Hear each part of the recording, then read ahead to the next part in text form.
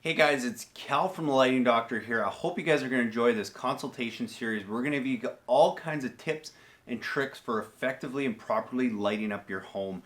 This is a free consultation that we do for all our clients. So if you want to get your free consultation, just shoot me an email at cal@lightingdoctor.ca. Send me a few pictures and we'll give you a video presentation of what lights are going to work best with your property, or go and visit us at lightingdoctor.ca or go check out all our videos on YouTube. Hey Jim, thanks for reaching out. Thanks for sending in your pictures here. I love your property. I love what you could do with this. I'm going to focus mainly on the tree areas. I mean, there's definitely some things that you could do around the house. And if you want to send some more closer up pictures of the house and stuff, I could talk about that. But I think where I would really focus on a project like this is we actually just did one in Vancouver Island, which I would urge you to go and go to YouTube, just search Lighting Doctor Vancouver Island project. Literally just posted it, but it's going to talk about some ideas for some moonlighting, which is what I would do primarily on your property. And what that is see how the sun is shining through and creating all these cool shadows on the trees and stuff.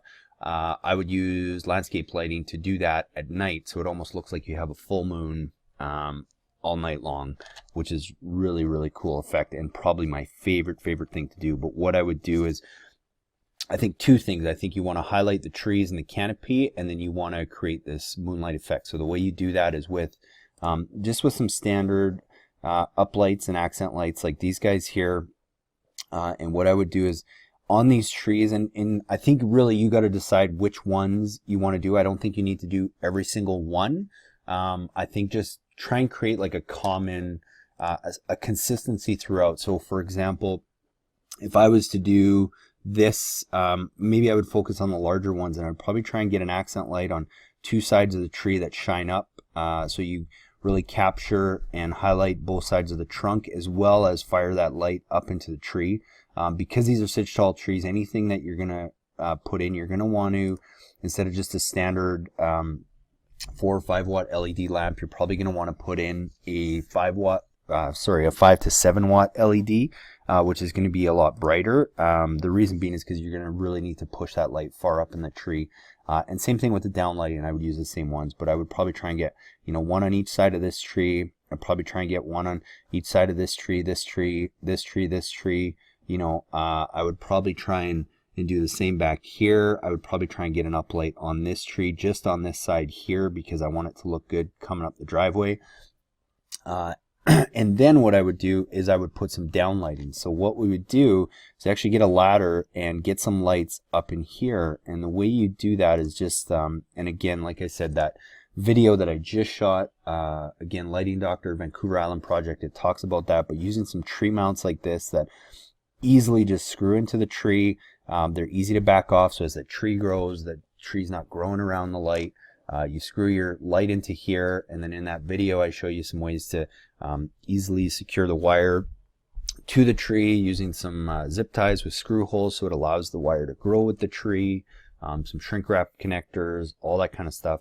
And it's very easy to do. The toughest part is just getting up on a ladder and going and doing it. But it's really not that tough, and I would have almost 1 or 2 of those on the top of each of these that shine down, and the higher you can get it up so that it kind of shines through a few branches, that's where you get more of this kind of lighting effect. So definitely with the driveway, I would try and have 1 or 2 shining down this way on all these trees, on this area. Same thing, any areas around the house that you kind of want to highlight a little bit, like the beds and stuff. What would take you, a couple accent lights and 4 path lights maybe to light up. You could have a light up in this tree that shines down maybe in 2 directions, and all of a sudden this area is going to be lit up with just 1 or 2 lights. So it takes longer to do, but it's a more I don't know, budget conscious is the way to do it, but get more bang for your buck doing that and having the light shine down. So if you like that idea, definitely let me know. I mean, I think if this was a project that I was doing, any of these big trees like this, that's what I would do, is uplight them and then downlight. Any of these guys, I would probably try and, again, just depends on your viewing angle, where you want to see them from. I would say coming down the driveway, you're going to want to throw an accent light on here. I'd probably try and throw one on this tree back here. And then obviously you're going to have this guy lit up. I'd probably light it up from this side and then also from that side there, because I want it to look cool coming down the driveway, but I also want to really get the effect looking out from the house and any of the other trees around the property. That's what I would look at. And it really depends how far you want to go. I would say start smaller. Start with the ones around the driveway and around the house. And if you really like the effect and you want to expand, well, you can always just tap into those lights later and then add more lighting to some of these perimeter trees as well. But again, you don't have to light up every one. I think even just lighting up a couple well-balanced trees with some uplighting, and maybe you just focus the downlighting on the ones that are a little closer to the house and the driveway, and then you just accent a couple of these with some uplights is the way I would do it. So if I was to walk on this project, that's what I would do. Something I would probably suggest for you is if you go to our homepage and you check out, if you kind of scroll down or try it before you buy it light, what you can do is get one of these and let me know if you order it, to make a note to increase the intensity, and I would give you the 50 watt equivalent lamp, which is the brighter one that you'll need for those trees. It comes with this battery pack. You plug it in and then you can go place it at the base of some of those trees without having to wire anything and see how it looks. And then you can also kind of get an effect for what the downlighting is. It comes with a little downlighting adapter that just fits onto like the end of a broom handle or something, or because those trees are a little longer, if you have a one of those long posts for painting, it'll screw onto that, and then you can screw the light onto that and kind of hold it up in the tree and have it pointing down and see how that looks. So anyway, it's a good way to test it out and see if you like the look. I know it's my favorite thing to do. Again, it's more work, but go check out the Vancouver Island project that we just posted.